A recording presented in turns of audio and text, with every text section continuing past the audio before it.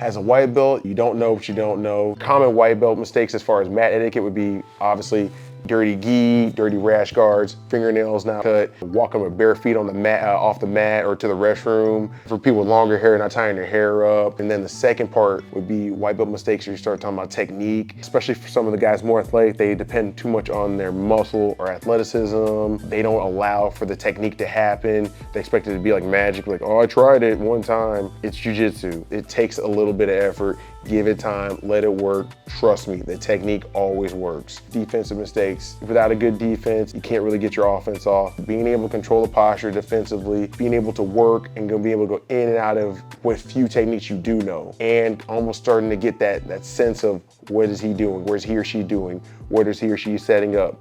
Because that's the first step to defending something, is to kind of have a idea what's going on. Escape mistakes in general. Common thing I've seen with a lot of white belts, they don't take in this Marine phrase, no limb left behind. They escape, but they leave an arm hanging. They leave a leg in there. They don't, when they try to get out from something, they leave their neck kind of dangling, and the higher level belt's able to snatch it up like a gator pulling a young fawn into the water. Take everything with you when you escape. White belt guard retention mistakes. They're not controlling the posture, or their hand and feet placement are always off. You're not utilizing the fact that, especially in gi, grips here, grabbing here, hand behind the head, or your feet placement, feet on hips, feet on shoulders, or you're using a spider guard or something like that. Your foot all the way into this crease right here, or the butterfly getting all the way in here. They're not really utilizing all the tools at their disposal. Submission defense, recognition of a submission, knowing you're in a bad place.